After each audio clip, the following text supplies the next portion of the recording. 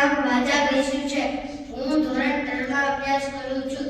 મારો વિષય છે ભગવાન ક્યારે મળશે. એક શિષ્ય હતો. તે પોતાના ગુરુ પાસે ગયો અને કહેવા લાગ્યો, ગુરુજી, મારે ભગવાન જોઈએ છે. ગુરુજીએ તેને ભણી જોયું અને તે કશું બોલ્યો નહીં. સહેજ હસ્યા. પહેલો યુવાન તરત ગુરુજી પાસે હતો. વાહ જઈને કહેતો, ગુરુજી, મારે ભગવાન જોઈએ છે. પરંતુ પેલા યુવાન કરતા વધારે ગુરુજી અનુભવે છે. કશો જવાબ આપતા નહીં, મૌન રહેતા. એક દિવસ બસ ગઈ નથી ત્યારે પેલા શિષ્યને તેની સાથે નદી આવવા ગયું. નદીએ જઈને ગુરુજીએ તેને પાણીમાં ડૂબકી લગાવવાનું કહ્યું. ડૂબકી લગાવ્યા પછી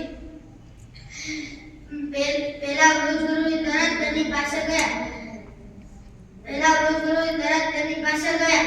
થોડી વાર માટે તેને પાણીની અંદર દબાવી રાખ્યો. પાણીની બહાર આવવા માટે પેલો યુવાન પાણીની બહાર આવવા માટે ખૂબ જ ધમપછાડા કરતો હતો. ત્યારે ગુરુજીએ તેને છોડી દીધો. બહાર આવ્યા પછી ગુરુજીએ તેને પૂછ્યું, પહેલા યુવાને પૂછ્યું, તું પાણીની અંદર હતો ત્યારે સૌથી વધારે શાની જરૂર પડી હતી? પહેલો યુવાન કહે છે, શ્વાસની. ગુરુજી કહે છે, એવી તીવ્ર જરૂર તને ભગવાનની લાગે છે ખરી? તો તને ભગવાન એક જ ક્ષણમાં મળી જશે.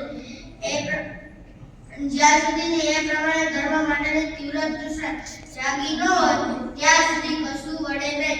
ભલે તમારી બુદ્ધિ પુસ્તકો દ્વારા ગમે તેટલી મથામણ કરો, ત્યાં સુધી તીવ્ર તાલાવેલી તમારામાં પેદા ન થાય ત્યાં સુધી કશું વડે નહીં. અસ્તુ.